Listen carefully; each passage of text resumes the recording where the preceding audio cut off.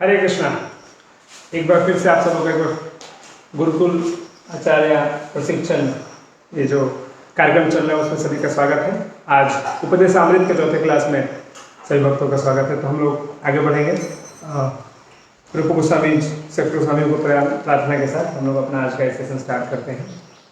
नाना शास्त्र विचार का निपुणो सद्धर्म संस्थापको लोकानां हितकारिणो त्रिभुवने मन्या शरण्याकरो राधा कृष्ण पदारविंद भजना आनंदेन मत्तालिको वंदे रूप सनातन रघुयुगो श्री जीव गोपाल को। हरे कृष्ण। ओम अज्ञानतिमिरन्धस्य ज्ञानाञ्जनशलाकया चक्षुरुन्मिलितं येन तस्मै श्री गुरवे नमः। नमो ओम विष्णुपादाय कृष्णपृष्ठाय भूतले श्रीमते भक्तिवेदांत स्वामिनिति नामिने नमस्ते सरस्वती देवे गौरवाणी प्रचारिणे निर्विशेष शून्यवादी पाश्चात्यदेशतारिणे वाञ्छाकल्पतरुभ्यश्च कृपा सिन्धुभ्येव च पतितानां पावनेभ्यो वैष्णवेभ्यो नमो नमः। जय श्री कृष्ण चैतन्य प्रभु नित्यानंद श्री अद्वैत गदाधर शिवासादि गौर भक्तवृंद। हरे कृष्णा कृष्णा कृष्णा हरे हरे, हरे राम राम राम हरे हरे। हरे कृष्णा। तो हर रोज की भांति आज भी हम लोग पहले जो 3 श्लोक है उसका रिसाइटेशन करेंगे। ओके। वाचो वेगम मनस क्रोध वेगम जिह्वा वेगम उदरोपस्थ वेगम एतान वेगान यो विसहेत धीरा सर्वापि माम पृथ्वी च स्यात् अत्याहार प्रयासस्य प्रजल्पो नियमाग्रह जनसंगस्य लौल्यं च सद्भिर्भक्तिर्विनश्यति उत्साह निश्चया धैर्या तत्तत्कर्म प्रवर्तनात् संग त्यागात् सतो वृत्ते सद्भिर्भक्ति प्रसीदति। हरे कृष्ण। तो हम लोग कल ऑलमोस्ट सेकेंड सेशन कवर कर चुके थे। लास्ट का जस्ट रिवीजन जो ब्लॉक डायग्राम का चार्ट है वो बचा था और लॉल्यम बचा था। तो हम उसमें एक थोड़ा सा क्विक रिवीजन कर लेते हैं कि पहला जो श्लोक था हमें बताता है कि कैसे जो 6 वेग हैं उसे हमें नियंत्रण करना है। अगर 6 लोगों को आप नियंत्रण करते हैं तो पूरी दुनिया में आप शिष्य बना सकते हैं, ऐसा रूप गोस्वामी बता रहे हैं। क्योंकि अगर आप उन 6 लोगों को नियंत्रण नहीं करेंगे तो ये प्रॉब्लम आएंगे। क्योंकि अत्याहार कहाँ से आएगा? आपका टंग कंट्रोल नहीं है, जिह्वा कंट्रोल नहीं है, इसलिए आपको ये प्रॉब्लम आएंगे। उसी प्रकार से मन का कंट्रोल नहीं, मन पे नियंत्रण नहीं है, इसलिए दूसरी चीजें आएंगी। एक्स्ट्रा प्रयास करोगे, जो आपने कल रैट रेस देखा था। तो वास्तव में सभी लोग अगर भगवान को जो प्रभुपाद जी परपट शुरू करते हैं तो किससे करते हैं शुरू? सादा जीवन। हमें सादा जीवन क्यों रखना है? और एक्चुअली भक्ति सिद्धांत ठाकुर या दूसरे आचार्यों से प्रभुपाद जी का जो परपट है वो इसलिए ज्यादा ऐप्ट हो जाता है क्योंकि अगर सादा जीवन आप फॉलो करोगे तो सारे ये प्रॉब्लम से हम बच जाएंगे। ये हम देख सकते हैं। तो उसी प्रकार से अत्याहार प्रयास से प्रजल्पो नियमाग्रह हम कर चुके थे, जनसंघ भी हाफ कर चुके थे, लॉल्यम बचा था। तो ये सारा प्रॉब्लम कैसे क्रिएट होता है कि हम 6 वेगों को रोक नहीं पा रहे हैं, हम उसके प्रयास नहीं कर रहे, तो ये प्रॉब्लम आ रहे हैं। और ये 6 जो चीज है भक्ति के मार्ग में बाधा है, हर्डल्स हैं, और उसके में आप अगर भक्ति करना चाहते हो तो आप आगे नहीं बढ़ सकते हो अगर इन सब चीजों के साथ। तो हमें इनका क्या करना चाहिए? इन्हें छाया वेगा दोमी छाया दोषा शोधी, इन दोषों को शोधने का प्रयास, मतलब शुद्ध करने का प्रयास करना चाहिए। हमने तो कल देखा। तो 4 चीजें हम देख चुके थे। आज हम जनसंख्या को थोड़ा सा फिर से रिवाइज करके आगे बढ़ेंगे। तो हमने कल देखा था कि जनसंघ का मतलब क्या है कि किसके साथ आप संग कर रहे हैं। जिसके साथ आप संगति करेंगे वैसे उसकी आपकी इच्छा होगी, आपका मन बदलेगा और आप क्या करेंगे? आप उस चीज़ों पर संदेह पैदा करने लगेंगे, भगवान के ऊपर या जो प्रोसेस है उसके ऊपर संदेह करने लगेंगे। हम उदाहरण देख चुके थे किसका? कैकेयी और मंथरा का। तो ये नेगेटिव एग्जाम्पल था। हमने पॉजिटिव एग्जाम्पल भी देखा था मृगारी का, राइट? कि अगर संग करेंगे तो जो संग है परसेप्शन क्रिएट करता है, उससे आप बदलाव आप में आ सकता है। मृगारी सीधा उदाहरण है, हमने कल देखा था। इसलिए हमारा चॉइस है कि हमें किसका संग करना है, हमें भक्तों और भगवान और आचार्यों का जो बताए गए रास्ते उसको संग करना है कि गलत लोगों का संग करना है। वो देखेंगे कौन कौन से लोग हैं, भक्ति कामी और कर्मी लोग। तो संग का मतलब क्या है, कुछ लोग केवल चिपक कर बैठना संग नहीं होता है।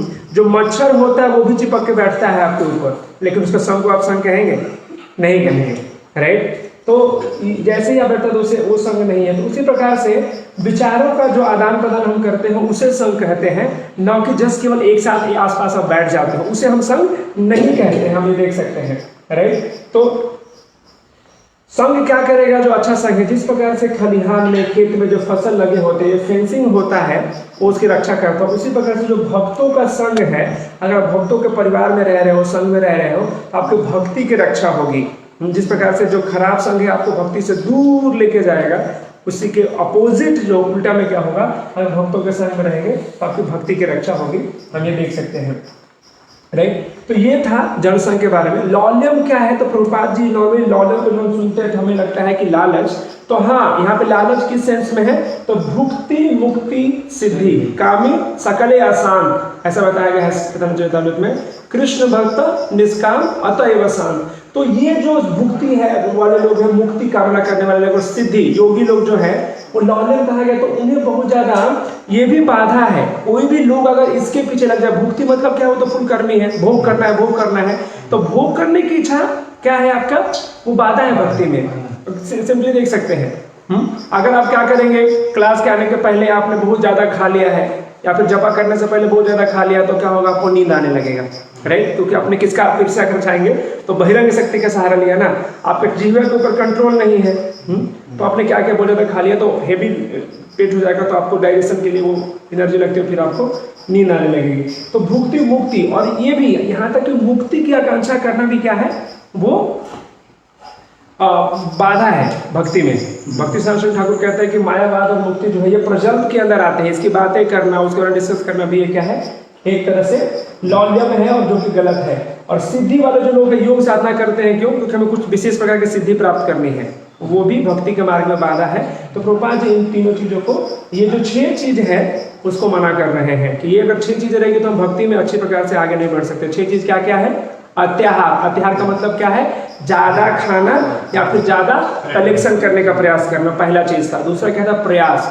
जब आप ज्यादा खाना चाहोगे, ज्यादा कलेक्ट करना शुरुआत करोगे तो क्या होगा, प्रयास ज्यादा करना पड़ेगा। जैसे आपने रैट रेस के वो मूवी में देखा, अत्याहार प्रयास। प्रजल्पो, प्रजल्पा क्या है, एक प्रोस्टिट्यूट की तरह है, जिस प्रकार से पति को पत्नी से दूर ले जाती है, उसी प्रकार से हमें भगवान से दूर कर देगा प्रजल्प जो चीज है। क्योंकि हम अगर गलत चीज देखेंगे तो मीडिया जो है ना, एक प्रजल्प का भक्ति सिद्धार्थ ठाकुर कहते हैं, जो मीडिया भी एक प्रकार का प्रजल्प है। तो मीडिया कैसे प्रजल्प करता है, जब उसमें हम सुनते हैं, देखते हैं, तो उसमें हीरो हीरोइन को हम देखते हैं और हम भी वैसा बनना चाहते हैं, और हम उनकी तुलना भगवान से करने लगते हैं। कि ये भी कहीं ना कहीं, जिस प्रकार से मूवी में हीरो क्या करता है, एक तरह से ऐसा रोल प्ले करता है ना, कोई नहीं कर सकता, वो हम करके दिखाएंगे। एक्चुअली वो कौन है, हमारे लिए भगवान है। लेकिन उस प्रकार से वो सारी चीजें, तो वो प्रजल्प है। जल संग हमने देखा कि गलत संग करने से क्या होगा, हमारी भक्ति का नाश हो जाएगा। और लौल्यम, ये हमने भी देखा कि लौल्यम जो है, इस तरह का लौल्यम नहीं होना चाहिए। अपने खुद को केंद्र रख करके लौल्यम जो रखोगे आप, जबकि क्या वो नहीं है, नियमाग्रह बीच में छूट गया। अत्याहार प्रयास सब प्रजल्पो नियमाग्रह। नियमाग्रह जो क्या है, 2 वर्ड था उसमें, आग्रह एंड अग्रह। आग्रह का मतलब क्या है कि आप रूल्स नियम फॉलो तो करते हैं, लेकिन उसका पर्पस क्या होता है, केवल एक रिचुअलिस्टिक पर्पस होता है, भगवान को प्रसन्न करना नहीं होता है। Following the rules and regulation just for following से, इसलिए वो क्या हो गया, वो आग्रह कहते हैं। और आग्रह का मतलब है कि आप सिरे से नकार देते हैं, उसे फॉलो ही नहीं करना है, इसे आग्रह कहते हैं। हमने आग्रह में क्या देखा था, एग्जाम्पल किसका देखा था, following the spirit, not the letter of the law but the spirit of the law. जो भी आप कार्य करते हैं उसमें आपको स्पिरिट देखना चाहिए, आपका इंटेंशन देखना चाहिए। उदाहरण किसका हमने देखा था याद रखने के लिए, वो घोड़े और साधु बाबा और उनके शिष्य का, राइट। तो हमने देखा था। तो अभी हम पूरे चार्ट को एक बार देखेंगे, तो जो हमने पूरा डिस्कस किया था आप यहाँ पे देख सकते हैं। अगर आपको वहाँ पे पूरी तरह अच्छी तरह से नहीं दिख रहा है तो कोई बात नहीं, आपको ये चार्ट पहुँच जाएगा थोड़ी देर में, आप उसको देख सकते हैं। तो मैं बोल के बता रहा हूँ, आपको शायद समझ जाए। तो उपदेशामृत टेक्स्ट 2 में क्या बताते हैं, वे शुद्ध भक्ति को कैसे बिगाड़ते हैं। तो जो 6 चीजें हैं शुद्ध भक्ति को कैसे बिगाड़ते हैं, तो पूरा प्रभुपाद जी इस चैप्टर के माध्यम से यहाँ बता रहे हैं। अगर आप उससे बचने से क्या लाभ होगा, ये चीज है पूरे परफेक्ट में प्रभुपाद जी के। तो अगर आप मान लीजिए जैसे कि हम लोग एग्जाम के लिए पढ़ाई करते थे, हमें टीचर बताते थे कि कुछ स्पेशल मार्क करके रखो या फिर एक ऐसा चार्ट बना के रखो, तो आप ये केवल चार्ट अगर आप देख लेते हो तो पूरा प्रभुपाद जी जो परफेक्ट में तात्पर्य में बता रहे हैं आपको सारा कंक्लूड हो जाएगा इसको केवल देखने मात्र से। तो हम एक एक करके देखेंगे। तो पहला चीज बता रहे हैं इसमें कि अत्याहार। अगर आप अत्याहार में देखोगे तो प्रभुपाद जो पहला चीज किसका उदाहरण दे रहे हैं, अगर नहीं दिख रहा है तो मैं आपके लिए पढ़ के बताता हूँ। उदाहरण देते हैं चावल और पक्षी का, कि कैसे पक्षी जो है, जो जानवर है, जो पक्षी पशु पक्षी है, वो लोग अत्याहार नहीं करते, हम करते हैं, क्योंकि हम लोग स्टोर करने की प्रवृत्ति आती है। स्टोरिंग मतलब क्या होगा, ज़्यादा से अपने आवश्यकता से ज़्यादा स्टोर कर लेंगे आप, तो क्या होगा, वो दूसरों को नहीं मिलेगा, राइट। तो इस प्रकार से अव्यवस्था की आर्थिक अव्यवस्था हो जाएगी समाज में, राइट। तो ये हो रहा है अत्याहार करने से। थोड़ा सा ये तो नीचे हो गया। हाँ, एक चीज जो मैंने कल नहीं बताया था वो थी कि क्या, कुछ लोग भक्ति सिद्धांत सरस्वती ठाकुर कहते हैं, कुछ लोग एक ऐसा उनका टाइटल रहता है maximum good for maximum people, सर्वे सुखिनम भवन्तु।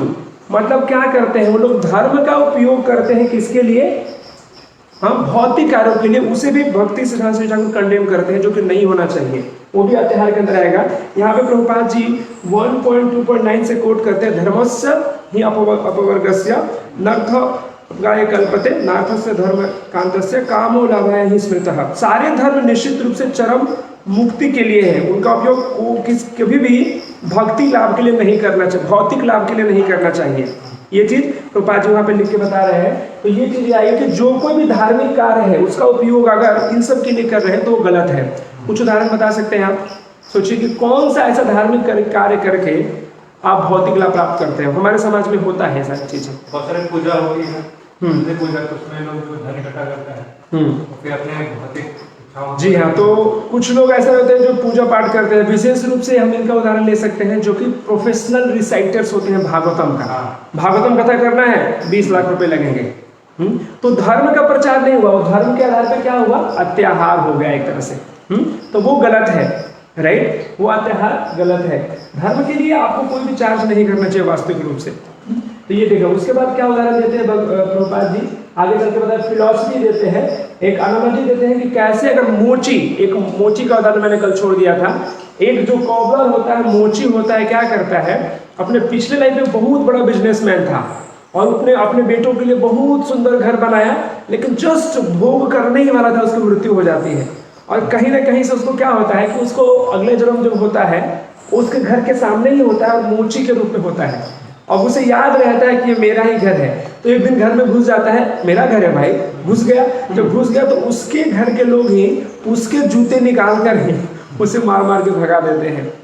तो इस प्रकार का जो चीज है आपको आगे नहीं करेगा। अत्याहार करने का क्या फायदा, पूरा जीवन भर अत्याहार करने से प्रॉब्लम क्या होता है, सादा जीवन नहीं होता है। सादा जीवन नहीं होने से क्या होगा, आप भक्ति नहीं कर पाएंगे। इसीलिए अत्याहार क्या है, बाधा है। और वही कर्मी की किताबें, ज्ञानी की किताबें, कर्मी किताबें लिखते हैं रिच डैड पुअर डैड, ऐसे बुक्स लिखते हैं लोग और सोचते हैं कि आप पढ़ करके कैसे अमीर बनना है। तो ये सारी चीजें है ना अननेसेसरी प्रॉब्लम क्रिएट करते हैं दूसरे जो मासूम जनता है उनके लिए भी। ज्ञानी किताबें वो सब वो भी इसी सेंस में आएगा। कल्याण के कार्य प्रभुपाद जी बार बार बता रहे हैं कि जो कम्युनिस्ट लोग हैं और कैपिटलिस्ट लोग हैं, पूंजीवादी और साम्यवादी, दोनों के बीच में झगड़ा होते रहता है कि मैं कल्याण करूंगा, लेकिन दोनों में से कोई भी साम्यवादी ना कम्युनिज्म वाले कर पाते हैं ना कैपिटलिस्ट वाले। क्योंकि कैपिटलिस्ट कौन है, हाँ, जो कुछ वर्ग के लोग रहते हैं जो सारा संपत्ति एक साथ रखना चाहते हैं, राइट। और कम्युनिज्म में साम्यवाद मतलब बोलते हैं कि समानता रखेंगे, लेकिन वहां पर भी समानता रख नहीं पाते क्योंकि भगवान केंद्र में नहीं है उनके, वो खुद केंद्र में है, क्योंकि कृष्ण पर केंद्रित नहीं है उनका प्रयास, इसीलिए वो प्रॉब्लम है। जैसे कि उदाहरण देते हैं कि अगर सड़क पे प्रभुपाद जी उदाहरण देते हैं कि 100 रुपए का नोट या $100 पड़ा है, तो एक व्यक्ति क्या करेगा, उसे लेकर चोरी कर लेगा। तो क्या हो गया, वो भुगती हो गया, एक तरह से कामी हो गया, लोभी हो गया, राइट। तो लेकर के अपने पॉकेट में रह जाएगा। उसका वो नहीं है, उसने ले लिया।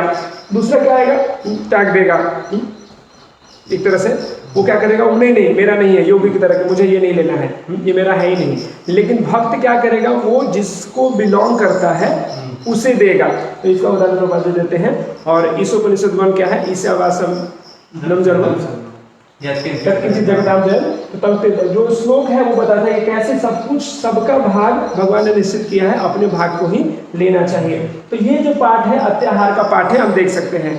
तो यह हम ऑलरेडी कर चुके हैं, इसके ऊपर ज़्यादा समय अगर बिताएंगे तो दूसरे श्लोक के समय चला जाएगा। फिर भी प्रयास के पीछे हमने उदाहरण देखा था, कैसे अधिक प्रयास करेंगे तो किसके लिए लोग प्रयास करते हैं, तो प्रोस्टिट्यूट हाउस के लिए, घरों के लिए। तो समस्या क्या है कि अगर अत्याहार करोगे, प्रयास करोगे तो आपको इंक्वायरी के लिए समय नहीं मिलेगा भगवान का, और सरल जीवन हम नहीं जी पाएंगे। प्रजल्पा में हमने मेढक का उदाहरण देखा था, और भी बहुत से उदाहरण देखे थे प्रजल्पा में। और नियम आग्रह में हमने अच्छे से शुरू में भी डिस्कस किया कि आग्रह क्या है, कोई भी नियम पालन करना केवल नेमसेक के लिए, आनंद लेने के लिए, उसको पालन करने का आपको कोई आध्यात्मिक कारण नहीं है। और आग्रह है नियम को पालन नहीं करना, और यहाँ आग्रह है नियमों को स्वीकार करना, बट जस्ट रिचुअलिस्टिक वे में ऐसा दिया गया है। और जनसंघ का मतलब क्या है कि शेयर मार्केट, अगर ऐसे लोगों के साथ संग करोगे तो क्या होगा, वो शेयर मार्केट की बातें, इस तरह की बातें, उस तरह की बातें करते रहेंगे। लेकिन नरोत्तम दास ठाकुर क्या कहते हैं, भक्त से निवास, भक्तों के साथ वास करेंगे आप तो वो भक्ति में क्या चीजें बताएंगे, आप आगे बढ़ सकते हो। लौल्यम हमने देखा क्या कि भक्ति मुक्ति सिद्धि कामी, ये जो लौल्यम के अंदर आएंगे, जो भक्ति मतलब जो लोग भोग करना चाहते हैं, मुक्ति मतलब योग के द्वारा मुक्ति प्राप्त करना चाहते हैं, और सिद्धि मतलब साधना करना चाहते हैं कुछ, तो ये साधना के बल पे सिद्धि प्राप्त करना चाहते हैं, विशेष प्रकार की सिद्धि, और ये लिबरेशन वाले लोग हैं। तो ये 6 चीज है भक्ति के लिए क्या है, बाधक है, यही रूप गोस्वामी में बता रहे हैं। और भक्तों को इनके चक्कर में नहीं फंसना चाहिए। अगर आप ये नहीं करेंगे तो फायदे क्या क्या होंगे, आप एक आदर्श, तो प्रभुपाद जी बता रहे हैं कि केवल भक्तों के लिए नहीं, क्योंकि भक्तों को भी कहाँ रहना है, समाज में रहना है। तो ये सारी चीजें अगर लार्ज स्केल पे किया जाए तो आदर्श समाज की स्थापना होगी। अत्याहार नहीं करेंगे तो बहुत सिंपल एंड पीसफुल लाइफ लोग रह सकते हैं, लेकिन वो नहीं करने से ही सारा प्रॉब्लम आ रहा है। एनिमिटी कम हो जाएगी। आज के डेट में एक कंट्री दूसरे कंट्री से क्यों छीनाजोरी कर रहा है, क्योंकि क्या है, वो अत्याहार है, सब इंडोर करते हैं। कभी कभी ऐसा लोग मैंने सुना करते हैं कि जानबूझकर दूसरे देश से चीजें खरीद करके उसे पानी में डाल देते हैं और अपने पास जमा करके रखते हैं। जब सब जगह का सब कुछ खत्म हो जाएगा तो अपना 1 रुपए का चीज 100 रुपए में बेचेंगे फिर। तो इस तरह की चीजें करते हैं। तो शत्रुता की भावना भी आती है। आर्थिक कुप्रथाओं का ठीक होना, जो आर्थिक जो बहुत से ऐसे प्रॉब्लम्स हैं वो ठीक हो जाएंगे। राजनीतिक में भी पॉलिटिकली स्थिरता आएगी। आध्यात्मिक समुदाय की स्थापना हो पाएगी, क्योंकि आपके पास समय बहुत है। हमने उदाहरण दिया कि पहले के समय हर एक गांव में एक मंदिर हुआ करता था, शाम में लोग बैठते थे और भजन कीर्तन करते थे, जो कि आजकल क्या करते लोग वहां बैठ के ताश खेलते हैं, लेकिन पहले क्या करते थे। तो वो अगर करेंगे आप आदर्श समाज की स्थापना, तो फिर से भगवान का जागरण कीर्तन होगा। महाराष्ट्र के अभी भी बहुत से मंदिरों में कार्यक्रम होते हैं, एकादशी को खासकर। और तो इस प्रकार से इस्कॉन की तरह कोई ऑर्गेनाइजेशन हो सकता है जहाँ पे शिक्षा और प्रशिक्षण आपको मिल सकता है। तो ये फायदे हैं इन सब के चक्कर में नहीं पड़ने के, ठीक है। तो मुझे उम्मीद है कि ये सारी चीजें हम लोग कर चुके थे, हम आगे बढ़ेंगे अभी, ठीक है। ये कर चुके थे। तो आज ये इंग्लिश अगर किसी को हिंदी में प्रॉब्लम है तो ये हम आपको भेज देंगे, ठीक है। जो श्लोक 3 है वो क्या बताता है, उत्साह निश्चया धैर्य तत्त कर्म प्रवर्तना संग त्यागात् सतो वृत्ते सद्वीर भक्ति प्रसिद्धि। तो जैसे कि भक्ति विनोद ठाकुर सॉन्ग में क्या बोलते हैं हम, छाया वेगादोमी छाया साशोधी छाया गुना देहो दासे।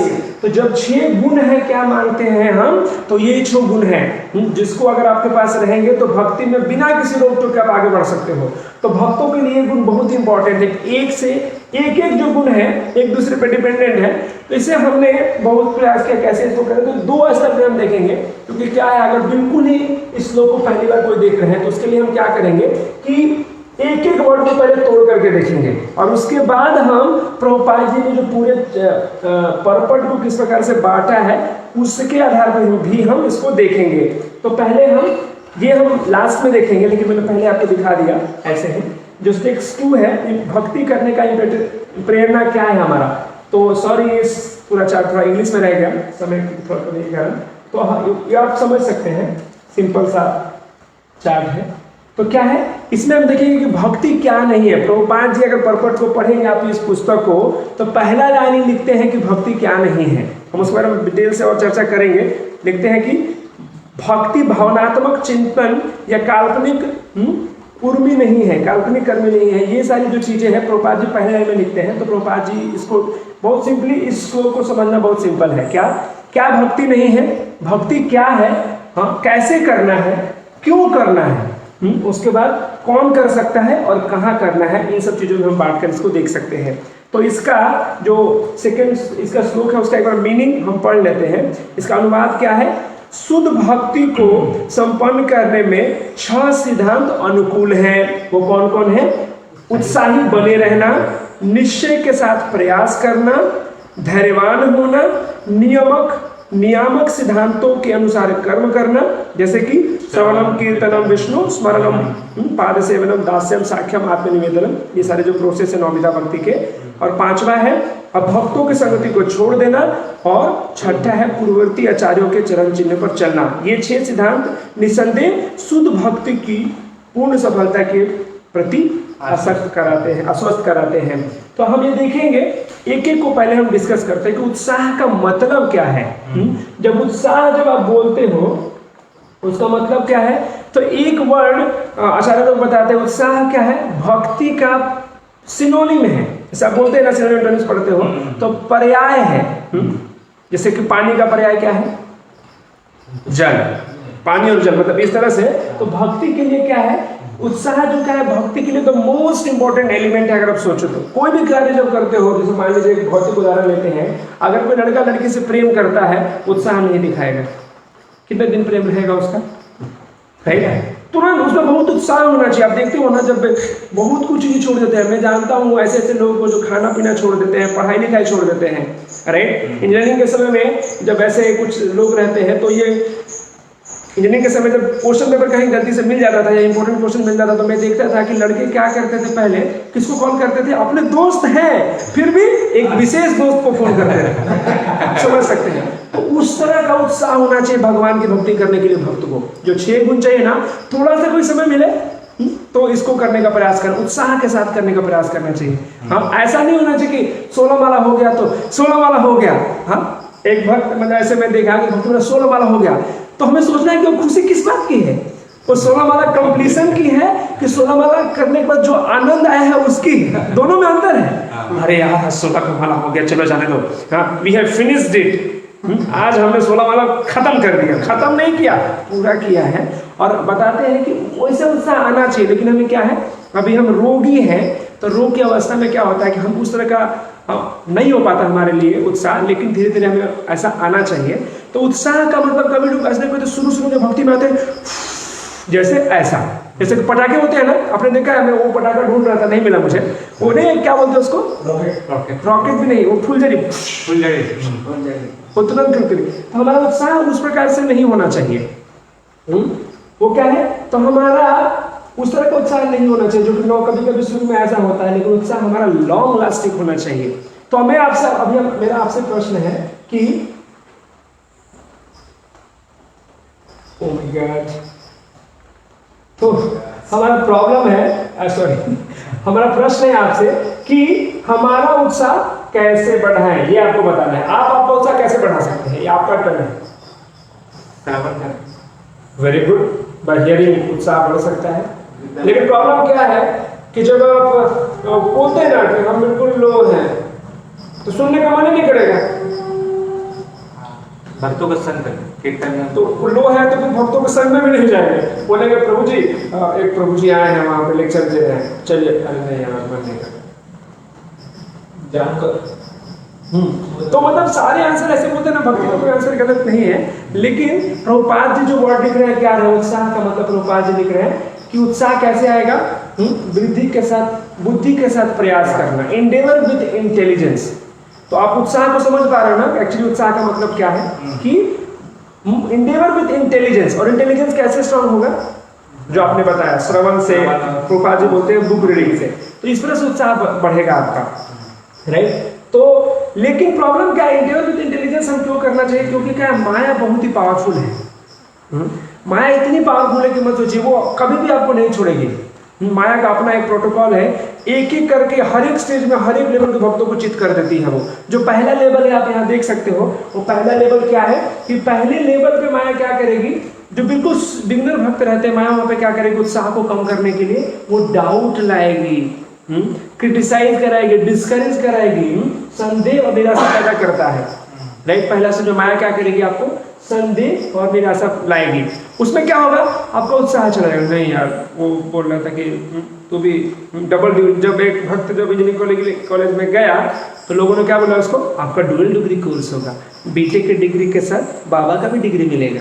हाँ, तो इस प्रकार के कभी कोई लोग झेल नहीं पाते हैं तो वो क्या होगा, उधर से ही छोड़ के चले जाएंगे। माया सक्सेसफुल आपके उत्साह को बिल्कुल जीरो कर दिया, क्योंकि बिना उत्साह के आप ये कार्य नहीं कर सकते हो। तो ये था पहला।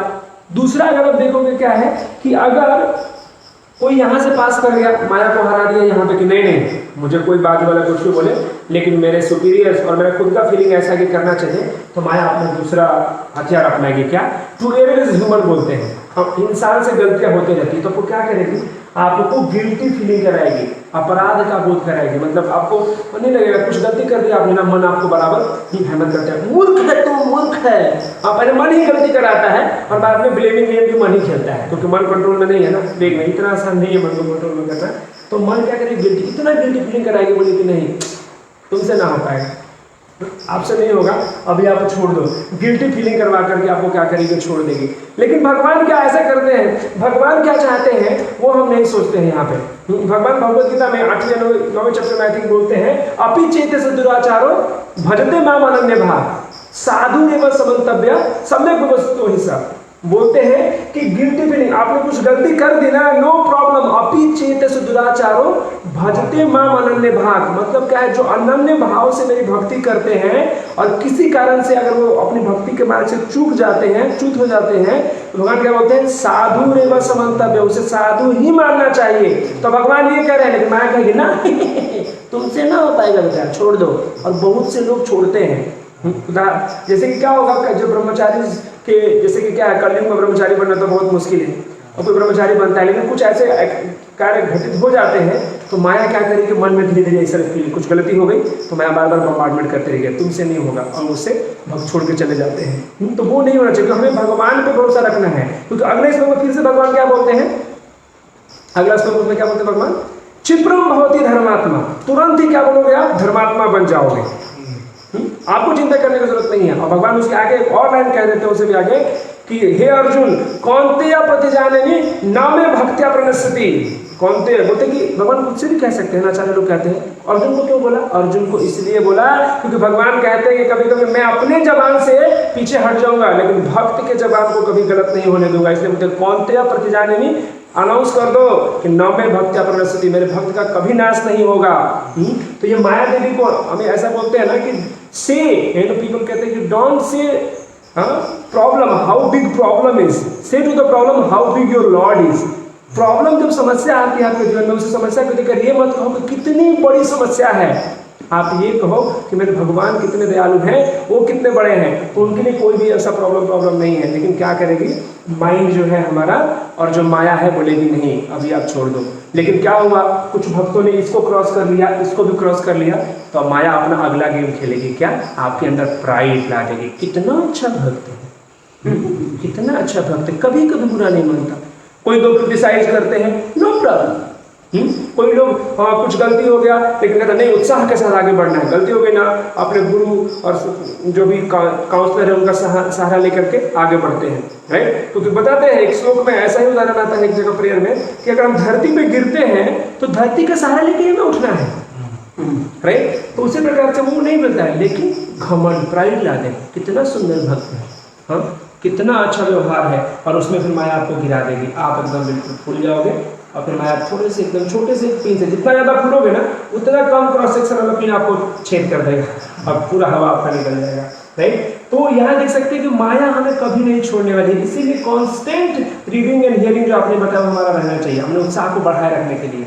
जिस प्रकार से कभी लोग कहते हैं, हमने देखा है वीकली प्रोग्राम होता है, आप लोगों ने देखा है ना, वीकली प्रोग्राम में क्या होता है कि 2-4 दिन जब भक्त एक दिन आते हैं ना, तो मैंने देखा है जैसे प्रोग्राम हम लोग लेते हैं तो देखे हैं भक्त 2 दिन प्रभु जी बहुत अच्छा प्रोग्राम हुआ, अच्छा, लेकिन क्या हुआ अगर 7-8 दिन तक अगर वो फिर से टच नहीं होते, फिर से डाउन हो गए। प्रभु जी पूछने थे, प्रभु जी आपने जब बताया था तो मुझे बहुत प्रेरणा आया था कि मुझे बहुत कुछ करना है, लेकिन घर गया अभी 7-8 दिनों का फिर से उत्साह कम हो गया। आपसे सेशन में हम लोग जब होली नेम का ग्लोरी सुन के आए तो माला हमारा 16 का, कभी कभी 20 भी कर रहे थे, लेकिन अभी 16 करने को भी मुश्किल हो रहा है। तो क्या करें, हाँ, तो सिंपल उसका उदाहरण क्या देते हैं हम प्रभुपाद जी चाहे दूसरे भक्तों क्या उदाहरण देते हैं कि जब मोबाइल डिस्चार्ज हो जाता है आप क्या करते हो? चार्ज करते हो। तो उत्साह जब कम हो गया तो उत्साही भक्तों के साथ रहिए आप। वो प्रभुपाद जी के ग्रंथों का सहारा लीजिए। प्रभुपाद जी हर एक जगह हथौड़े से मार रहे हैं कि क्या करना, hearing from right source, hearing from right source books and Guru and आचार्य से भी सुनेंगे तो प्रॉब्लम नहीं आएगा। क्योंकि माया देवी है किसी को नहीं छोड़ती है। संडे हो मंडे, हाँ संडे हो या फंडे, लेकिन संडे को फंडे लोग बोलते हैं ना, खुशी का दिन है, लेकिन माया क्या उस दिन छुट्टी लेती है? आपको छुट्टी मिलती है, चलो यहाँ चलते हैं, लेकिन माया कभी छुट्टी नहीं लेती। 24 घंटे, हाँ सातों दिन, हाँ एक सातों दिन वीक के, 30 दिन महीने के और 12 महीने साल के, वो हमेशा काम करते रहती है हमारे ऊपर। क्योंकि भक्त चाहे हरिदास ठाकुर भी क्यों ना बन जाओ आप, माया फिर भी नहीं छोड़ेगी आपको। उदाहरण पता है हमें, राइट? अगर हरिदास ठाकुर इतने शुद्ध भक्त होते हुए भी क्या माया ने उसे छोड़ दिया? क्या माया ने उन्हें छोड़ दिया? नहीं छोड़ा। खुद माया देवी उनको अलूल करने के लिए आती है, लेकिन माया देवी, हरिदास ठाकुर को भगवान ने कृपा प्राप्त था, उनका उत्साह, निश्चय और धैर्य इतना था, उनको डिगा नहीं पाते हैं और वहां से उनको भी वो इनिशिएट करते हैं, वहां पे ऐसा वर्णन आता है, राइट? तो माया कभी नहीं छोड़ सकती हमें क्या करना है? भक्तों के सहारे पे लेकर आगे बढ़ना है। तो उत्साह को बनाए रखना है। जब आप उत्साह के स्टेज पे रहते हैं तो क्या होगा? आपका सारे डाउट्स एक्चुअली क्लियर हो जाएंगे। कौन कौन से डाउट्स होंगे आपके? चाहे वो इग्नोरेंस से हो, चाहे लैक ऑफ फेथ से हो, या फिर लैक ऑफ मैच्योरिटी से हो, अज्ञानता के स्तर का आपका डाउट हो, संशय हो, शंका हो। ये हिंदी ट्रांसलेशन का कमाल है। तो शंका कहीं देता है, कोई संशय बोलता है। तो अज्ञानता के स्तर पे हो, तो अज्ञानता के स्तर का आपका डाउट कैसे जाएगा? क्योंकि आपको सोचिए, उत्साह से कौन गिराएगा? डाउट ही गिराएगा ना। आपको कोई अचानक से डाउट आ गया तो क्या करो? ज्ञान रखो। ज्ञान कैसे आएगा? बाय हियरिंग, जैसे आपने शुरू में बताया कि अगर हियरिंग करोगे आप तो आपका वो अज्ञान चला जाएगा। लैक ऑफ फेथ आता है तो देखोगे कि कुछ चीजें सुन तो लिया लेकिन फिर भी फेथ नहीं आता, क्या दे रहे हैं? भक्तों का संग करेंगे तो संग के द्वारा आपको चीजें दिखने लगी सामने से, तो आपका फेथ बढ़ेगा। और ये जो परिपक्वता की कमी, संख्या तीन प्रकार की होती है, वो लैक ऑफ मैच्योरिटी के कारण भी क्या होगा? आपको शंका होगा। तो कुछ कुछ चीजें हैं आपको समय के साथ ही आपको वो समझ में आएगी। होली नेम जब बताते हैं कि जो भगवान है और कृष्ण है सेम है, पहले दिन आपको पता चल गया होगा कि अभिन्नित्व नाम नामिना, ऐसा श्लोक आता है जब बताया जाता है कि भगवान का नाम और भगवान दोनों सेम है, लेकिन उसे रियलाइज करने में आपको समय लगता है। आप शरीर नहीं आत्मा हो, हम बहुत बार सुन चुके हैं, लेकिन क्या हम रियलाइज हैं? जब खाने की बारी आती है तो हटा यार, प्रिंसिपल बाद में, रूपों को समय बाद में आएंगे, जस्ट इसके बाद आ जाएंगे, उस समय नहीं। तो इसीलिए क्या होता है, कुछ जो चीजें हैं आपको मैच्योरिटी, जब आप आगे बढ़ोगे तो वहां पे आपको समझ में आएगा। तो क्या होगा? उत्साह के स्तर पे सारी चीज आपको जब चले गए तो उत्साह के बाद क्या आएगा? आपका निश्चय। निश्चय जब बहुत ही आप बिल्कुल ही उत्साहित हो, इंथुजियास्टिक हो, तो निश्चय, जो कार्य करना है उसके प्रति बिल्कुल गोल क्लियर रहेगा, आपका लक्ष्य बिल्कुल क्लियर है कि आपको करना क्या है, बिल्कुल ऐसा राइट वे आप जा सकते हो सीढ़ी पे चढ़ के गोल के प्रति। हाँ, और साथ ही साथ क्या होगा? आपको कृष्ण को प्राप्त करने के लिए अपना सर्वश्रेष्ठ दूंगा। आप डिटरमाइंड रहते हो कि नहीं, निश्चय है मैं उनको प्राप्त करके ही रहूंगा। अत्याहार में अत्याहार बोल रहा हूँ, उत्साह में 2 पॉइंट छूटा है, आगे के श्लोक में आएगा, वहां पे हम लेंगे, क्योंकि प्रभुपाद जी को परपट में भी नहीं ले रहे हैं, हम जस्ट समझने का प्रयास कर रहे हैं कि क्या है। तो मैं कृष्ण को प्राप्त करने के लिए कुछ भी करूंगा, ये हम देख सकते हैं, ये डिवोटी कर सकते हैं। तो ये कुछ हम उदाहरण देख सकते हैं भागवतम से कि उदाहरण क्या है? समुद्र को सुखाने के लिए दृढ़ संकल्पित पक्षी। हाँ, आप उदाहरण सुने हैं, ये आपने नाम उदाहरण सुना होगा कि दृढ़ निश्चय कैसा था कि एक बार एक पक्षी के अंडे को उसने समुद्र किनारे अपना अंडा दिया, तो पानी आया और अंडे को लेकर चला गया, तो समुद्र में उसके अंडे चले गए उस पक्षी के। तो पक्षी ने कहा कि हे समुद्र, मेरे अंडे मुझे वापस कर दो। लेकिन क्या सोचते हैं आप, कभी समुद्र भाव देगा? चल निकल इधर से। तो क्योंकि पक्षी बहुत एक तरह से इनसिग्निफिकेंट है इस वास्ट समुद्र के कंपैरिजन में, उसने कुछ भाव नहीं दिया। तो इसको देखकर के पक्षी गुस्सा हो गया, उसने निश्चय कर लिया, उसका उत्साह अपने प्रेम जो था उनके प्रति, जो अंडे प्राप्त करने के लिए, तो उसके कारण क्या हुआ? उसको निश्चय आया कि मैं निश्चय से क्या करूंगा, इसको सुखा दूंगा। तो सुखा सकती थी क्या? एक्चुअली नहीं सुखा सकती थी, लेकिन दृढ़ निश्चय के कारण जितना भी उसके चोंच में आता था लेती थी और बाहर जाकर फेंक के आती थी, फिर से लेती थी, फिर से फेंकती थी। लेकिन ऐसा जब गरुड़ देखे तो गुरु बोले वाह, मतलब क्या प्रॉब्लम है? तो गरुड़ आते हैं, पूछते हैं कि क्या बात है बहन, पक्षी है। तो बहन तो बोले कि ऐसी ऐसी बात है। तो बोले ठीक है। बोले समुद्र तुम अभी के अभी दे दो, नहीं तो क्या करेंगे, तुम्हें मैं सुखा दूंगा। और ये समुद्र को पता था कि अगर गरुड़ देव लग जाएंगे तो वो सुखा सकते हैं। तो पूरा अपने अंडा को वापस दे देते हैं, उसके अंडे को वापस दे देते हैं। तो दृढ़ निश्चय जो है, उत्साह निश्चय आप जो है यहाँ पे हम देख सकते हैं कि पक्षी के दृढ़ निश्चय से क्या हो सकता है, उन्होंने समुद्र, आपकी निश्चयता अगर बहुत कठोर है तो प्रॉब्लम्स आएंगे। हम भक्ति के मार्ग में बहुत से आपको निश्चय को दिखाने के प्रॉब्लम आएंगे, लेकिन आप बिल्कुल क्लियर हो तो आपको कोई नहीं रोक पाएगा।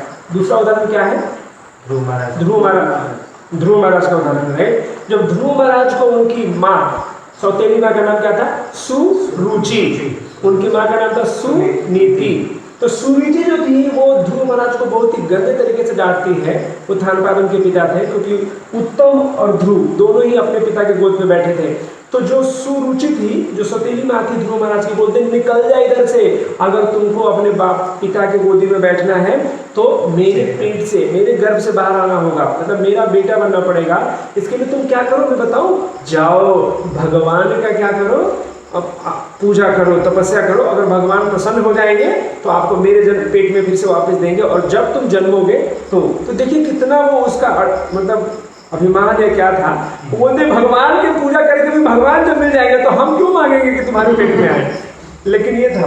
तो लेकिन यहाँ खैर वो दूसरी स्टोरी है। यहाँ पे एक निश्चय को देखिए, जब ये जाते हैं तो बीच में नारद मुनि मिलते हैं। मतलब क्या 5-6 साल के बच्चे हो, 5-6 साल के बच्चे जब कोई गलती कर देता है, किसी ने डांट दिया तो सीरियसली लेता है क्या, कोई सीरियसली नहीं लेता है ना। जान दो, डांट दिया फिर से ठीक हो जाएंगे, क्या है इसमें, फिर से चॉकलेट ला के दे देंगे, फिर से दो बच्चे झगड़े करते हैं ना, तुरंत बच्चा मान जाता है। लेकिन ध्रुव महाराज कहते हैं कि मैं क्या हूँ, क्षत्रिय हूँ, तो मेरे साथ ऐसा नहीं है। उनको बोलते कि जो आपका ये सुझाव है कि मैं घर चला जाऊँ, अपने माता पिता का फिर से कहना मानूं, जंगल बहुत भयानक है, तो ये आपका सुझाव एक ब्राह्मण के लिए सही है, मेरे लिए सही नहीं है। उनको दृढ़ निश्चय करके जाते हैं कि नहीं, मुझे भगवान को प्राप्त करना ही है, मुझे अपने पिता नहीं, दादा नहीं, परदादा से भी बड़े राज्य चाहिए। अपने दृढ़ निश्चय के साथ जाते हैं और क्या करते हैं, भगवान को प्रसन्न करते हैं। 6 महीने में भगवान को प्रसन्न करते हैं अपने भक्ति से, अपने दृढ़ निश्चय से। और विष्णु को प्रसन्न करने के बाद वो पाप भी करते हैं, जैसे आप ध्रुव प्लेनेट आज देख पाते हो। तो ये निश्चय के लिए हम देख सकते हैं इसका उदाहरण, राइट। अभी धैर्य, तो धैर्य का मतलब क्या है कि पेशेंस। आप धैर्यशील बनिए, धीर बनिए, क्योंकि होता क्या है कि कभी कभी हम भक्ति में आते हैं तो उत्साह तो है, लेकिन धैर्य नहीं है तो काम नहीं होगा। प्रभुपाद जी कहीं लिखते हैं कि शादी के अगले दिन बच्चा आपको नहीं होगा, आपको धैर्य रखना होगा 9 महीने तक, राइट। ठीक है। तो धैर्य का मतलब है कि आपको ये ग्रेजुअल प्रोसेस है, स्टेप बाय स्टेप होगा, एक दिन में नहीं होगा। जैसे कि आप भक्ति के कार्य शुरू कर देते हो तो आपको क्या लगता है कि पाप में चले जाने चाहिए, 10 दिन हो गए, हाँ मैं सोलमाला करते हुए, मेरा पाप नहीं जा रहा है, तो वो क्या कर सकते हैं, हम देख सकते हैं जब पंखा आप जो स्विच ऑफ करते हो फिर भी क्या लगता है, कुछ समय लगता है ना उससे जाने के लिए, तुरंत चला जाता है क्या, नहीं ना। तो उसी प्रकार से ये धैर्य, जो प्रोसेस में आप आ गए हो तो धैर्य आपको रहेगा, ये हम देख सकते हैं। साथ ही साथ समय तो लगना है। एक जैसे कि क्या है, जो भक्ति है एक मैराथन रेस की तरह है, आपको कंटिन्यूसली करना पड़ेगा, धीरे धीरे थोड़ा थोड़ा करके। आप 100 मीटर का रेस मत समझिए इसे, राइट, कि तुरंत करके हो जाएगा। हाँ, एक दिन में कुछ नहीं होता, I mean just in overnight कुछ यूरेका करके चमत्कार नहीं होने वाला है, right. You have to be patient, आपको क्या होना, धैर्यवान होना है, तो आपको चीजें होंगी। जैसे उस प्रॉब्लम क्या है कि जब नया भक्त कोई होते हैं, कुछ प्रॉब्लम है, फिर से स्पीड का प्रॉब्लम है, वो थोड़ा धीरे आवाज, हाँ आवाज आता है, तो अभी क्लियर है, हाँ ठीक है। तो क्या है कि जो नया भक्त है उनके लिए धैर्य नहीं होता है उनमें, तो सोचते हैं कि तुरंत खुश रहना चाहिए, तो उत्साही होते तो हैं लेकिन धैर्य नहीं होने का एग्जाम्पल किसका है, लिटिल कृष्णा। तो एक बार क्या हुआ, मतलब वो समझने के लिए उदाहरण है, वो अधैर्य नहीं थे कृष्णा, लेकिन एक बार कृष्णा क्या होते हैं, कभी छोटे बच्चे क्या होते हैं ना, बोलते हैं कि मैया मुझे बड़ा सीखा चाहिए, सीखा मेरा बहुत बड़ा चाहिए। मैंने कहा ठीक है, दूध पियोगे ना तो सीखा बड़ा हो जाएगा। तो क्या करते थे वो, ऐसे दूध पीते थे, बड़ा हुआ क्या ऐसे। जब किसी बच्चे को बोलते हो कि आप 2 गिलास दूध पी लो, तुरंत तुम बड़े हो जाओगे, तुम्हारा मसल्स आ जाएगा। तो छोटा बच्चा क्या करता है, दूध पीता है और चेक करता है, तो तो ऐसे नहीं होता है, जो छोटे बच्चे की तरह में अधीर नहीं होना चाहिए, धैर्य के साथ करेंगे। तो जो नया भक्त आता है उसी प्रकार सोचता है कि मैं अभी धोती कुर्ता पहनने लगा हूँ, तिलक पहनने लगा हूँ, सोना वाला जब कर रहा हूँ तो सारे मेरे अलग से चले जाने चाहिए, लेकिन ऐसा नहीं होता है, उसके लिए समय लगता है। भक्ति रसामृत सिंधु पढ़ रहे हैं, आपको काफ़ी डिटेल में वहाँ बताया गया होगा। अदरवाइज भी आप जानिए कि इसके लिए समय लगता है अनर्थ निवृत्ति होने के लिए और वो आपको शुद्ध भक्त होने के लिए। लेकिन उत्साही भक्त क्या, अगर उत्साह तो रहता है नए भक्त में, लेकिन धैर्य न होने के कारण उसे कभी कभी वो फिर छोड़ के चला जाता है, बोलने की प्रैक्टिस ये प्रोसेस काम नहीं कर रहा है। बट ऐसा नहीं है, आपको धैर्यशील रहना पड़ेगा। तो सफलता का सूत्र क्या है? कम करें, आप थोड़ा ही करें लेकिन लगातार करें, लगातार करते रहें। कोई भी चीज़ आप जो बोलते हैं ना कि क्या है कि एक दिन मतलब क्या कि आपने 16 माला कर लिया और 4 दिन छोड़ दिए, ऐसा नहीं, आपसे नहीं हो रहा है 16 माला में, आप 8 माला कीजिए, रेगुलरली कीजिए और फिर उसको 10 बनाइए, फिर उसको 12 बनाइए और फिर 16। लेकिन एक बार जो करते हैं उसे फिक्स कीजिए, जो भी है, चाहे 2 माला हो चाहे 16 माला हो, कंटिन्यूसली हमें करने का प्रयास करते रहना चाहिए। एक सक्सेस, एक इंग्लिश में प्रभाव है डोंट डू एनीथिंग, ये धैर्य में आता है। डोंट डू एनीथिंग मतलब क्या? तो आपको इसका मतलब क्या है कि डोंट डू एनीथिंग का मतलब you need to plan it. आप जब कुछ नहीं करते हो इसका मतलब ये नहीं कि चुपचाप बैठ के टाइम पास कर दो। कुछ नहीं करोगे तो आइडियल माइंड जो रहेगा वो क्या देगा? अनर्थ को जन्म देगा। लेकिन प्रभुपाद जी का उदाहरण देख सकते हैं। किसके लिए प्रभुपाद जी का उदाहरण देख सकते हैं कि प्रभुपाद जी ने दीक्षा लेने के बाद 30 साल तक एक्चुअली एक्सटर्नल वे में कुछ नहीं किया, लेकिन उन्होंने क्या किया? प्लानिंग किया, अपनी तैयारी की जो उन्हें आगे करना था। वो देख सकते थे कि फ्यूचर में इस्कॉन आने वाला है, ये सारी चीज़ें आ रही, तो पुस्तक वो सारा भगवत गीता का मैन्युस्क्रिप्ट तैयार करते थे, भागवतम लिखते थे, उसके लिए पूरा प्रयास किया प्रभुपाद जी ने। तो कुछ मत करो का मतलब क्या है कि आप धैर्यशील होकर के टाइम दीजिए, अपने आप ऊपर टाइम दीजिए। बॉडी बिल्डिंग जो लोग करते हैं, एक दिन में बॉडी आता है क्या? टाइम देना पड़ता है, धैर्य चाहिए आपको भक्ति में। तो ये जो गुण है आपको भक्ति में आगे बढ़ते रहने के लिए, किसी भी अगर उत्साह पहले स्टेप में अगर फेल हो गए तो फिर आगे ही नहीं बढ़ पाएंगे, तो बिना उत्साह के आप नहीं बढ़ सकते। तो इसलिए प्रभुपाद जी को जहाँ पर हम देख सकते हैं। आइंस्टीन में जो था 50 साल तक, कभी कभी हम लोग ऐसा कमेंट कर सकते हैं कि उसका बाल कैसे थे, ये थे वो थे, 50 साल तक वो क्या था? बंद था, एक तरह से ज़्यादा अपने को बाहर एक्सपोज नहीं करता था। लेकिन जब बाहर निकला धैर्य से, तो उसने E=mc² का फॉर्मूला दिया, जो कि बहुत से साइंटिफिक रिसर्च उसमें पॉसिबल हो पाए, राइट। तो पेशेंट धैर्य होकर के अगर आप जो कार्य करोगे तो आपको जरूर वो मदद करेगा, हम ये देख सकते हैं, राइट। तो तत्त कर्म प्रवर्तनात्, तो क्या है? उत्साह निश्चय धैर्य तत्त कर्म प्रवर्तनात्। अगर क्या करेंगे? नियामक सिद्धांतों के अनुसार अगर कर्म करेंगे तो क्या होगा? आपको भक्ति में आगे बढ़ेगी। कौन कौन से नियम? यम एंड नियम। तो यम किसे कहते हैं हम? यम का मतलब होता है कि जो चीज़ें प्रोहिबिटेड है, आपके लिए मनाही है। हमने बहुत बार देख लिया है कि no meat eating, no gambling, no intoxication and no illicit sex, ये 4 चीज़ें हमें वो नहीं करनी है। ये यम हो गया। नियम क्या है? तो नियम क्या है? हाँ, जो हमें करना है वो क्या क्या है? ABCD, एसोसिएशन ऑफ डिवोटीज, संग, B for books reading, C for chanting and D for diet, right. तो कोई ये सोच सकता है कि नियम फॉलो करने से ऐसा हो सकता है क्या? केवल नियम फॉलो करने से नहीं हो सकता है, क्योंकि नियम किसके द्वारा दिया गया है वो इम्पोर्टेंट है। नियम शास्त्र में दिए हैं, नियम भगवान के द्वारा आए हैं, इसीलिए उसको जब आप पालन करेंगे तो तत्त कर्म प्रवर्तनात्, आपकी जब उनके साथ उनके बताए हुए रास्ते पर अगर चलेंगे तो हम नियमों का पालन करते हुए चलेंगे तो हमारा भक्ति में विश्वास, उत्साह, निश्चय बढ़ेगा। ये यहाँ पे ऐसा बताया जा रहा है। हम क्योंकि अगर आप क्या करोगे? नियमों का पालन नहीं करोगे, अगर नियमों को आप तोड़ोगे तो प्रॉब्लम क्या है? नियमों को तोड़ने में आपका उत्साह चला जाएगा। मुख्य रूप से प्रभुपाद जी कहते हैं कि जो इलिसिट सेक्स करेंगे उनको क्या होगा? उनका बिल्कुल ही उत्साह चला जाता है। तो नियमों को आपको नहीं तोड़ना चाहिए, खास करके। और कोई भी चीज़ तोड़ोगे तो प्रॉब्लम आएंगे, लेकिन मुख्य रूप से ऐसा बोलते हैं, राइट। तो अब हम देख सकते हैं कि अगला क्या बताया है कि संग त्यागा। तो किसका किसका हमें संग देखना चाहिए? ये थीम बार बार आ रहा है, पिछले वाले सिंह में भी था, उसके पहले वाले में सिंह था कि संग जो है हमें किसका नहीं करना चाहिए? तो कर्मी। कर्मी का मतलब क्या है? जो लोग हमेशा कर्म को प्रधान मानते हैं वो क्या कहते हैं? कर्मण्येवाधिकारस्ते, बस उससे आगे कुछ नहीं कहते हैं। क्यों?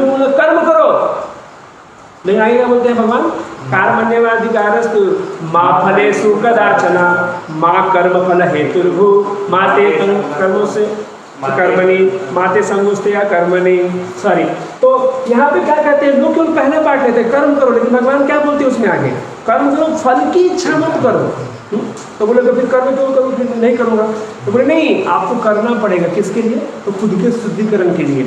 और उसके थर्ड वाला पार्ट जो है ABC वाला पार्ट क्या कहता है कि आपको ये नहीं समझना चाहिए कि जो कर्म कर रहे हो उसके कारक आप हो, उसके कारक आप भी नहीं हो, कारक कोई और है। तो खैर कर्म करो कि हमें त्याग देना चाहिए। कर्मी लोग क्या सोचते हैं कि कर्म महान है, कर्म के आधार पर हम सब कुछ प्राप्त कर लेंगे, वो गलत रहता है। क्योंकि आपका इंडेवर एक चीज होता है, 100% में जब आप इंडेवर देते हो तो 20% ही काउंट होता है। आपका सराउंडिंग काउंट होता है, आपका परमात्मा काउंट होता है। ऐसे 5 फैक्टर होते हैं, काल काउंट होता है जो आपके रिजल्ट में आता है। लेकिन आप कर्म को ही प्रधान मानते हो वो गलत है। तो ऐसे लोगों का संग त्याग देना चाहिए हमें। और ज्ञानी लोगों का जो क्या समझते हैं कि मैं ज्ञान के दम पे भगवान को प्राप्त कर सकता हूँ, that is not possible. Prabhupada ji उदाहरण देते हैं कि ज्ञानी जो है वो क्या है, वो सोचते हैं भगवान को हम कैसे प्राप्त कर लेंगे, ज्ञान के माध्यम से। तो बंदर का उदाहरण देते हैं प्रभुपाद जी। जो ज्ञानी है वो सोचता है, बंदर के बच्चों को देखे रहेंगे कि माँ बच्चे को नहीं पकड़ती है, बच्चा माँ को पकड़ता है, तो गिरने के चांसेस ज़्यादा रहते हैं क्योंकि बंदर ने नहीं पकड़ा है। लेकिन भक्त उदाहरण के लिए प्रभुपाद जी किसका उदाहरण देते हैं, बिल्ली का, बिल्ली और कैट और किटन का, उसके बच्चे का। तो वहाँ पे बिल्ली जो है अपने बच्चों को यहाँ से पकड़ती है, लेकिन वो खुद पकड़ रही है तो गिरने का कोई चांस नहीं है। उसी प्रकार से वहाँ करना चाहिए। तो जो ज्ञानी लोग हैं केवल ज्ञान के मार्ग के आधार पर भगवान को प्राप्त कर लेंगे, ऐसा उनका मानना होता है, जो कि गलत है। योगी उसी प्रकार के योग के माध्यम से, और अभक्त का तो कहिए मत, राइट। तो सतोवृत्ते है, तो यहाँ भी बताते हैं कि हमें जो छठा गुण क्या बताया गया, सतोवृत्ते का मतलब क्या है कि पूर्ववर्ती आचार्यों, पूर्ववर्ती जो भी आचार्य उनको पद चिन्हों पे चलना, जो उसे बताए हैं उनके अनुसार चलना। तो जो हमने देखा 6 चीज, जो 6 गुण है, ये उसका मीनिंग इस प्रकार से है। और प्रभुपाद जी क्या कहते हैं, अभी हमने जो देखा था उसको फिर से अभी एक एक करके यहाँ पे हम डिटेल में जाएंगे, राइट। और उस पीछे के भी जो हमने डिस्कस किया है उसको हम रेफर करेंगे। तो पहला है कि भक्ति क्या नहीं है। आप बुक का पहला लाइन पढ़ेंगे तो आपको पता चलेगा, प्रभुपाद जी लिखते हैं कि भावुक सेंटिमेंटल स्पेकुलेशन जो है वो भक्ति नहीं है।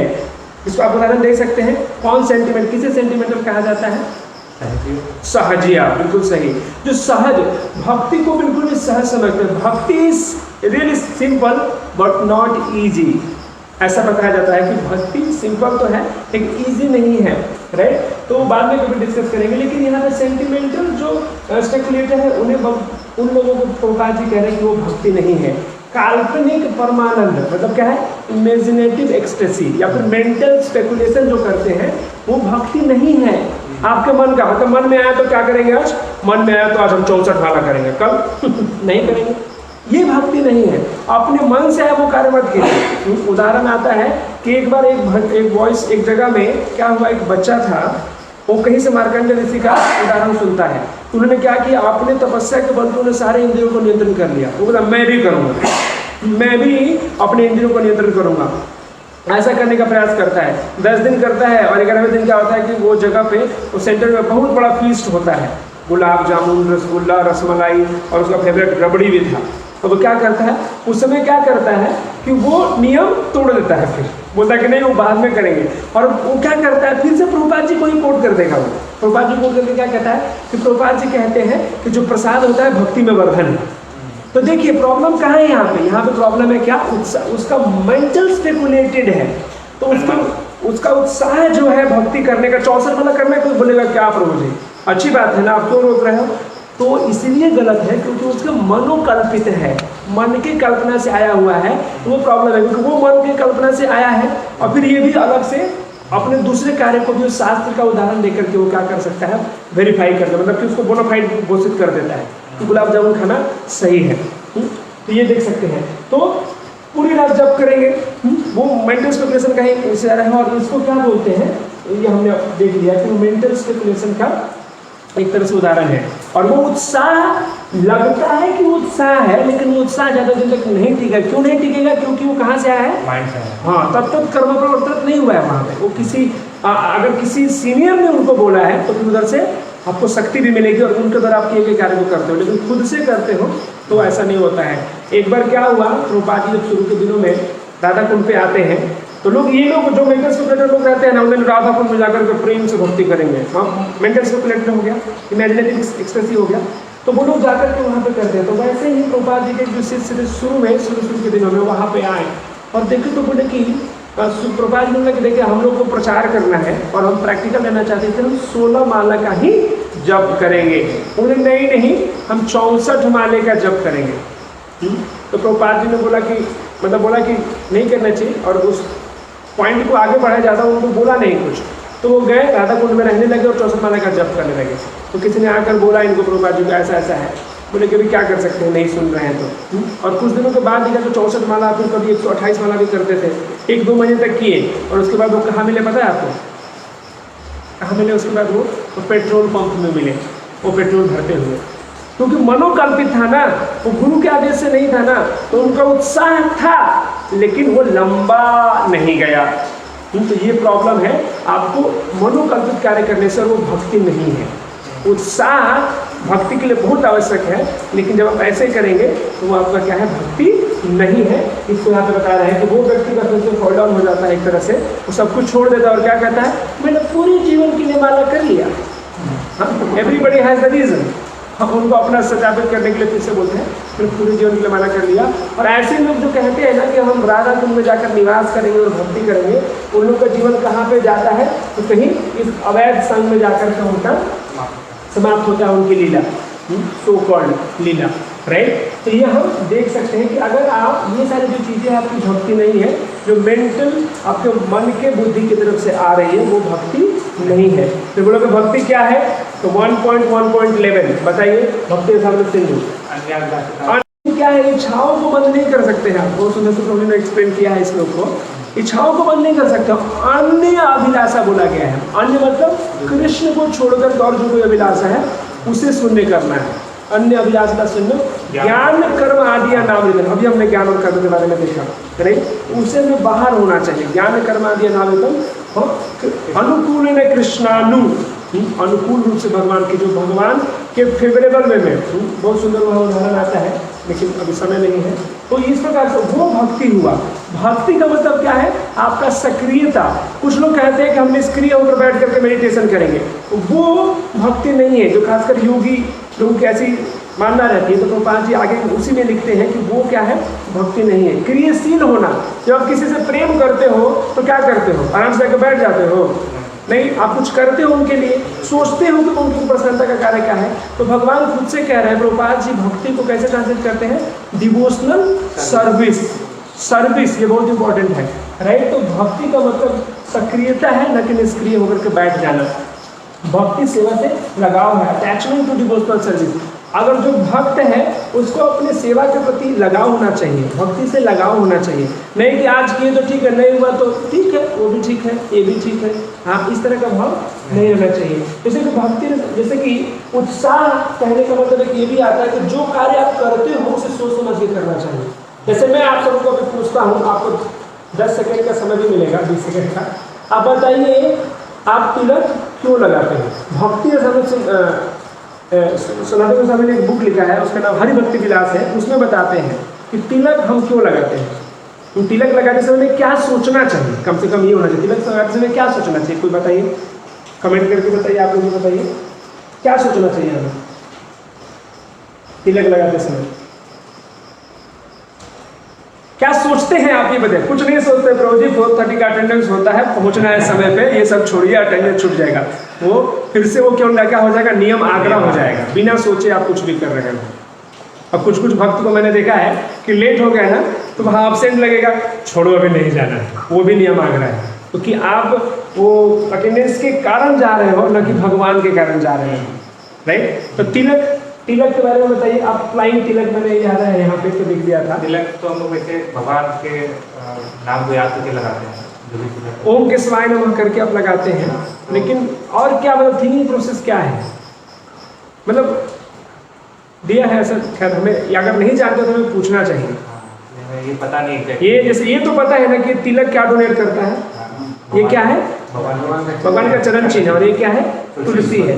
कुछ लोग को भी पता नहीं रहता है, वो शुरू शुरू बोलते हैं आम तो पता है क्या क्या क्या है, क्या ये मतलब ये क्या लगा रहे हैं आप, ऐसे पूछ दे रहे हैं ऐसे। तो किसी भी उंगली से तिलक लगाते हैं वो लगेंगे भगवान के एसोसिएशन के लिए। ठीक है, कुछ गलत आंसर तो होता है। जैसे ये कह सकते हैं कि हम ये दिखाते हैं कि भगवान जो है हमारे सर पे है, मतलब दीवार पे उनका चरण चिन्ह बराबर ऑलमोस्ट क्लोज है। भक्ति समेत सिंधु में हरि भक्ति विलास में संत गोस्वामी कहते हैं कि अब जब हम तिलक लगाते हैं तो हमें ये सोचना चाहिए कि हमारा जो सिर है केवल भगवान के लिए झुकेगा, भगवान भक्तों के सामने झुकेगा उस सेंस में। और जो तुलसी है एक से ये सोचना चाहिए कि तुलसी कहाँ पे लगाते हैं, हम कोई भी कार्य को पूर्ण करना चाहते हो तो उस प्रकार से हमें चीज़ों के बारे में जानकारी होना चाहिए। ये तो क्या होता है ना कि आपको अगेन इग्नोरेंस, आपने देखा था ना उत्साह में हमने डिस्कस किया कि अगर उत्साह से आप निश्चय में जाओगे बिल्कुल आप गोल क्लियर है, लेकिन पहले ही प्रॉब्लम है क्या, किसी ने कुछ पूछ दिया और डाउट आपको क्लियर नहीं है तो उत्साह कमी हो जाएगी, राइट। तो ये सारी चीज़ हमारे क्लियर होना चाहिए तो हम आगे इजीली बढ़ सकते हैं, राइट। पहला भक्ति क्या नहीं था, क्या है, और भक्ति ठीक है, भक्ति पता चला क्या है, लेकिन कैसे करें, मतलब उत्साह का वर्धन कैसे करें। तो 7.5.23 श्रीमद् भागवतम क्या है श्लोक वो, प्रहलाद महाराज कहते हैं श्रवणम कीर्तनम विष्णु स्मरणम पाद सेवनम अर्चनम वंदनम साख्यम दास्यम आत्मनिवेदनम इति पुंसार्पितो भक्ति इति पुंसाम अर्पितो भक्ति। भक्ति से 9 लक्षणा प्रहलाद महाराज श्लोक कहते हैं, उसके आगे है, यहाँ पे नहीं दिया है। तो उस श्लोक में आगे बताते हैं कि ये जो 9 लक्षण है क्या क्या है, श्रवणम कीर्तनम विष्णु स्मरणम पाद सेवनम अर्चनम वंदनम दास्यम साख्यम आत्मनिवेदनम, ये भक्ति के 9 लक्षण है। इसके द्वारा हम भगवान की भक्ति कर सकते हैं। किसी भी अंग को ले लीजिए, जैसे प्रभुपाद जी यहाँ लिखे हैं कि एक एक पॉइंट को 9 विधा जो भक्ति है उसको एक एक करके लिखे हैं। जैसे श्रवण आप बता सकते हैं, आप लोग एक एक करके आप लोग कमेंट में लिखिए कि किसके कौन परफेक्शनिस्ट है। जो श्रवण के लिए परफेक्शनिस्ट किसे माना जाता है, परीक्षित महाराज। हाँ, दूसरे कीर्तन के लिए सुखदेव गोस्वामी कीर्तन के लिए, राइट, कीर्तन विष्णु। फिर स्मरणम भगवान का स्मरण प्रहलाद महाराज, राइट। फिर भगवान के चरणों की सेवा लक्ष्मी जी। अर्च विग्रह की पूजा ये बताइए पृथ्वी महाराज, वेरी गुड। फिर भगवान को नमस्कार करना वंदनम कौन है, 10th कैंटो अक्रूर जी, अक्रूर जी। भगवान के दास के रूप में कार्य करना हनुमान जी। भगवान के साथ मित्रता अर्जुन बहुत फेमस है। और लास्ट में आत्मनिवेदनम बलि महाराज, राइट। तो ये जो लोग हैं एक एक लिंब को हम लिखा है कि कैसे करें, देखिए एक एक लिंब को पकड़ के उन्होंने अपने आप को कंप्लीट कर लिया। और फिर अम्बरीश महाराज का उदाहरण आता है सबके लिए, समय मना कृष्ण पदार अविंदयो, वो पूरा जो श्लोक आता है 7th कैंटो में, वहाँ पे आई थिंक 7th कैंटो या 9th कैंटो में आता है, आगे पीछे हुआ कुछ। तो ये कैसे करें, तो इस प्रकार से हम कर सकते हैं। और ये सब करने से हमें उत्साह आएगा, श्रवणम कीर्तनम विष्णु और जो भी सारे कार्य करेंगे अंडर गुरु। तो ये तत्त करना प्रवर्तनात् के अंदर आ जाएगा कि हमें क्या करना है, किसी गुरु के अंदर रह के करना है। भगवद गीता 4.30 सॉरी इसमें भागवतम गलती से लिखा गया है, ये भगवद गीता होना चाहिए 4.34। वहाँ पे क्या श्लोक आता है, तद्विद्धि प्रणिपातेन परिप्रश्नेन सेवया उपदक्षन्ति ते ज्ञानम ज्ञानिनस्तत्त्वदर्शिनः। तो बताते हैं कि भक्ति कैसे करना है हमें, तो गुरु के संरक्षण में करना है, राइट। और फिर आगे आता है कौन सा है उपनिषद है, मुंडक उपनिषद 1-12 में आता है कि वहाँ पे तत् विज्ञानार्थम गुरु एवं अभिगच्छेत्, कि आपको क्या करना है, गुरु के शरण में जाना है। तो तत्त प्रवर्तनात् होता है, कर्म में प्रवर्तन कैसे आएगा, तो नियमों को पालन करके आएगा। 3-4 मिनट थोड़ा सा, ठीक है, देखते हैं इसका। तो यहाँ पे ये चीज आती है। और फिर चैतन्य चरितामृत में भी यहाँ पे कोट करते हैं, कौन सा शब्द, ब्रह्मांड भ्रमिते कोनो भाग्यवान जीव गुरु कृष्ण प्रसाद पाए भक्ति लता गई। तो हमारे जो पूर्ववर्ती आचार्यों की मदद से या फिर गुरु के सहारे से ही हम आगे बढ़ सकते हैं। ये दिया हुआ कैसे भगवान की भक्ति करना है। फिर क्यों करें, क्योंकि भक्ति क्या है, बहुत ही दुर्लभ है। यहाँ तक कि डेमिगॉड्स भी डिजायर करते हैं कि इस धरती पे आके भगवान का वंदना करें तो भगवान को प्राप्त करें। आनंदमय है। रूप गोस्वामी उदाहरण देते हैं कि हमें इस बद्ध अवस्था में नहीं लगता है कि भगवान का नाम कैसा है, लेकिन वो क्या बोलते हैं कि मेरे जीव एक क्यों है, लेट देयर बी थाउजेंड, करोड़ों जीव होने चाहिए और करोड़ों काल होने चाहिए कि जब मैं भगवान का नाम लूँ तो जो वो मेरे हृदय में जाता है तो मुझे बहुत ही प्रफुल्लित कर देता है, आनंद देता है। और ये मुक्ति क्या है, मुक्ति भी प्राप्त होती है। खैर ये मुक्ति डिफरेंट है, इन द सेंस भक्त कभी मुक्ति का आकांक्षा नहीं करते हैं, लेकिन बाय डिफॉल्ट वो बाय प्रोडक्ट्स के रूप में मिल जाती है। कौन कर सकता है, तो भक्ति ये जो कार्य है कोई भी कर सकता है, इसके लिए कोई भी बॉन्डेज नहीं है। कोई भी ईमानदार ऑनेस्टली अगर कोई प्रैक्टिस करना चाहता है वो कर सकता है। और कहाँ करना है, तो जहाँ भी प्रभुपाद जी ने अपना ऐसे केंद्र बनाए हैं, वो इस्कॉन के रूप में हो सकता है या किसी और दूसरे रूप में, तो हम वहाँ पर जा करके सारी चीज़ें कर सकते हैं। तो समय तो समाप्त हो चुका है, लेकिन हम लोग कल इसको फिर से थोड़ा सा, ये श्लोक ऑलमोस्ट कंप्लीट हो चुका है, लेकिन थोड़ा सा रिलेशन करना जरूरी था कि कैसे जो सारे प्रोसेस है इंटरकनेक्टेड है, राइट। कल 5 मिनट इसके ऊपर देंगे। ये लास्ट लाइन से हम लोग आज खत्म करते हैं। लास्ट का लाइन क्या है कि इंग्लिश में बहुत ही फेमस लाइन है, devotional service is so pure and perfect that once having begun one is forcefully dragged to ultimate success.